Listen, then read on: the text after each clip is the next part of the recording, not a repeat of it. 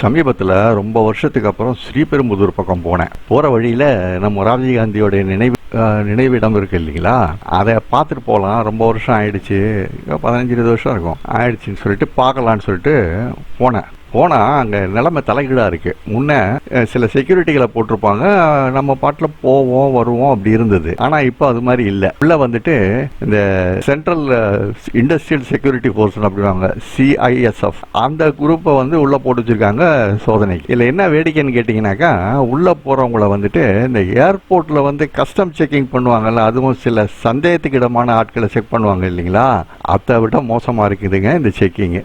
எனக்கு ரொம்ப கோவம் வந்துடுச்சு.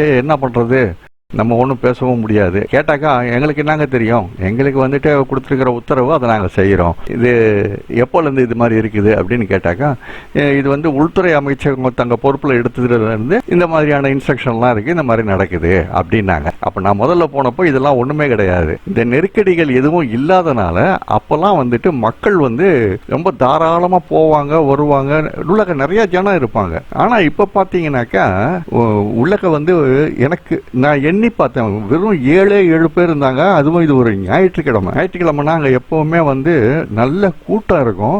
அவங்களுடைய அந்த சோதனையில் இன்னும் ஒரு முக்கியமான கொடுமை என்னன்னு கேட்டீங்கன்னாக்கா, நம்ம பேக் கூட எதுவும் எடுத்துட்டு போக கூடாது உள்ள, ஈவன் வாட்டர் பேக் கூட எடுத்துட்டு போக கூடாது, அந்த அளவுக்கு நெருக்கடி பண்றாங்க. இதனாலதான் வந்து மக்கள் உள்ள வர்றதும் ரொம்ப குறைஞ்சிருச்சுன்னு நான் நினைக்கிறேன். சரி, அப்படி மீறி உள்ள போனா என்னதான் இருக்குது உள்ள போய் பார்த்தோம்னாக்கா கொடுமை. இந்த பாக்குறீங்கல்ல, நடுவில் ஒரு பாறாங்கல் ஒன்று இருக்கும் பாருங்க, சுத்தி ஒரு 7 தூண் இருக்குது. 7 தூணு நடுவில் இந்த பாறாங்கல் ஒரு கல்லுல வந்து இந்த படம் வரைஞ்சிருக்கு, இந்த ராஜீவ்காந்தி. இவ்வளவுதாங்க, வேற ஒண்ணுமே கிடையாதுங்க. இதுக்கு இவ்வளவு பாதுகாப்பு நெருக்கடிகள் கொடுக்குறாங்க. இதை பார்க்கும்போது எனக்கு என்ன தோணுச்சுனாக்கா, ஒரு படத்துல இந்த விவேக் சொல்லுவாரு, ஆளே இல்லாத கடையில யாருக்குடா டீ ஆத்துறேன்னு. அந்த மாதிரி இங்க டீ கூட ஆத்தலைங்க, வெறும் தண்ணியை ஆத்திக்கிட்டு நிக்கிறானுங்க செக்யூரிட்டிகளை போட்டு. எனக்கு ரொம்ப கோவம் வந்துடுச்சு. நான் ஒரு கட்டத்துல அந்த செக்யூரிட்டி ஆபீசரை பார்த்து நேரடியாவே சொல்லிட்டேன், அந்த ஆளு உயிரோடு இருக்கும்போது விட்டுட்டீங்க, எல்லாம் முடிஞ்சு கடைசி நேரத்துல, அதுவும் இடையில ஒரு 10-15 வருஷம் ஓப்பனா ஃப்ரீயா இருந்தது, இப்ப வந்து இந்த அளவுக்கு சோதனை போடுறீங்களே, யாரு இங்க வந்து என்ன செய்ய போறாங்க பாக்குறீங்களா? இவ்வளவுதான் ஜனம் அங்க மொத்தமே.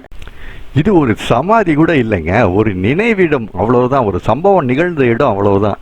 இதே மெரினாவில் பாருங்க, ஒரு செக்யூரிட்டி கிடையாது, வெளியே தான் போலீஸ் நிற்பாங்க, போலீஸ் கூட உள்ள இருக்க மாட்டாங்க.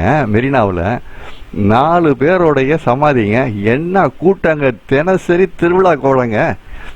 சனி ஞாயிறுகளில் பார்த்தீங்கன்னாக்கா வாசலில் எவ்வளோ கடைகள், எவ்வளோ வியாபாரங்கள்.